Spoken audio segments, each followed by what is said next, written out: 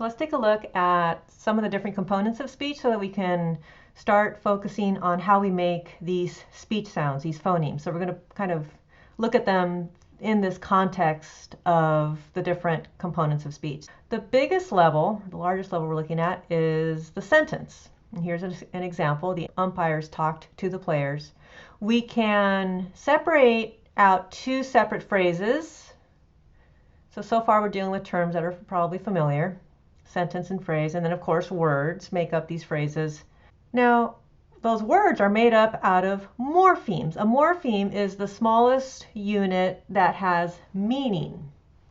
And so when we look at some words like the article the, that is both a word and a morpheme. But the word umpires actually has two meaningful components. It has the noun umpire, and then it has the S that tells us that there were more than one umpire. Same thing, the word talked has two morphemes to it, the root word talk, and then the ed at the end that tells us that it happened in the past, and so on. So those are morphemes. So they're, again, the smallest unit of meaning in a language. And then we get to the actual sounds of a language, and that's where we get to the phonemes. And here we can see the same sentence broken down into phonemes. So let's take a look at what phonemes are. So there is this international phonetic alphabet.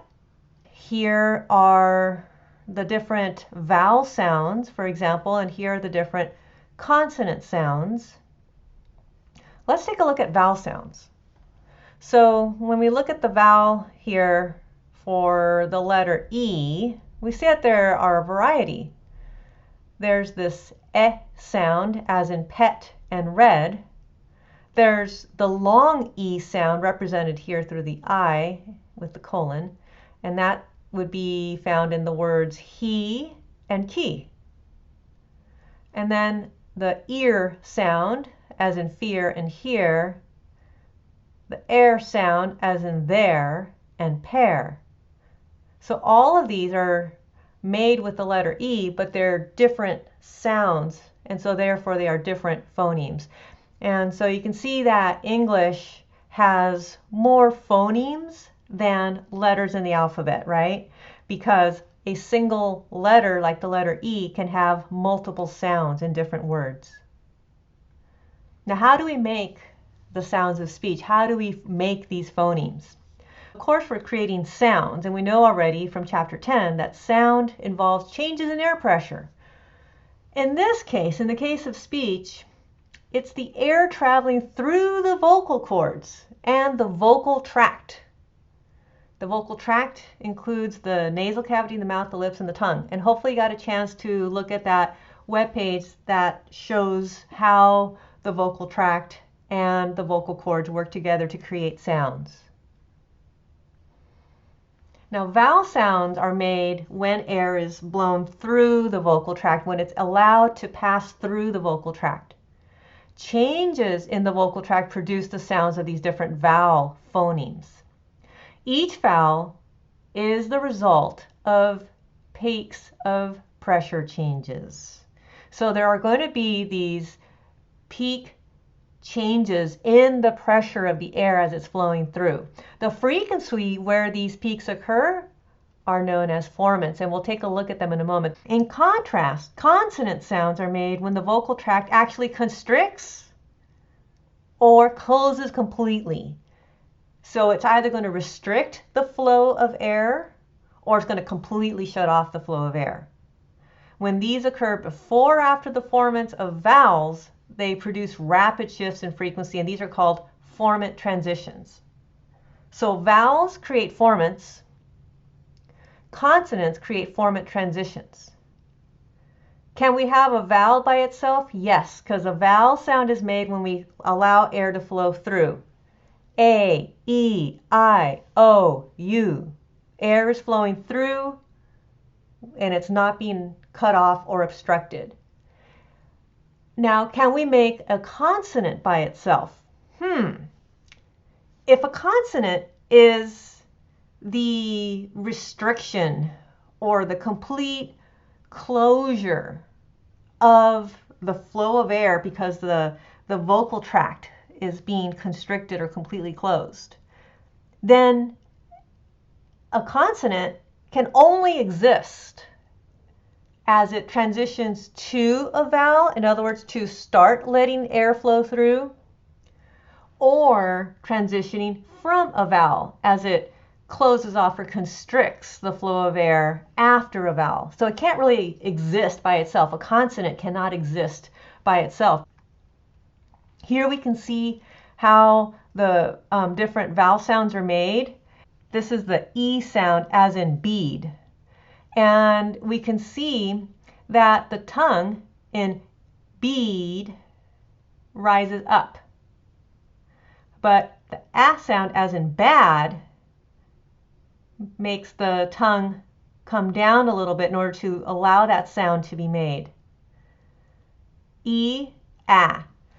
And we can see that if we look at the frequencies of sound, so from 0 to 5,000 hertz, these are our frequencies, so that's the low frequencies here and the higher frequencies here, we can see that there are 1, 2, 3 large peaks of frequencies being produced when we make this sound.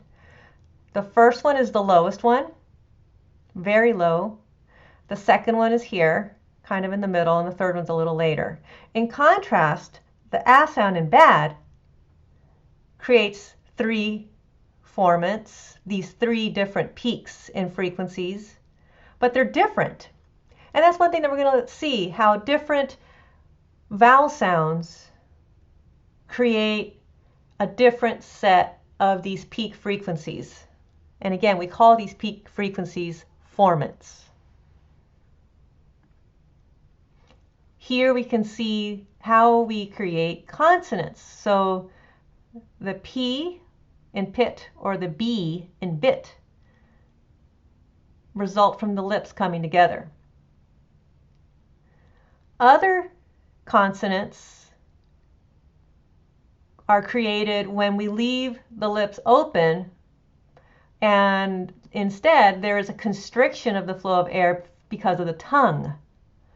And so when we say tip or dip, the T or the D sound is created because we push our tongue up to the top of our mouths, and that restricts the flow of air.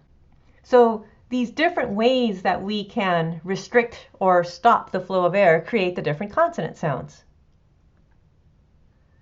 Here we're going to see the formants and the formant transitions for a simple sentence. Roy read the will. So formants for the E sound in the word read here are shown here. So there are now these dark stripes. So this graph is different than the one we saw earlier. In this one, we're seeing the frequencies from 0 to 5,000 on the y-axis. And along the x-axis, we have basically time as the person reads something or says something. And so we have the lowest frequencies here in formant 1, the second set of peak frequencies here in formant 2, and then the third set of peak frequencies here in formant 3, and we see them through these 3 dark stripes. Now let's look at the consonants. Here we have the transition from the R to the E sound. So the R is a constriction but not a complete closure of the vocal tract.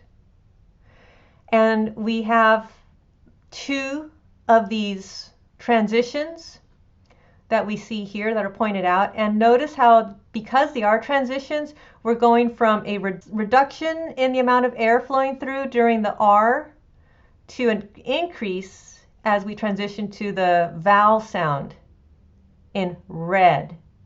And that transition actually creates 2 of these sort of diagonal stripes. And that is the increase in the air flowing through, and we can see a gradual increase in these frequencies being made. It's a transition from either no sound or a reduced amount of sound, a reduced amount of air flowing through to the formant.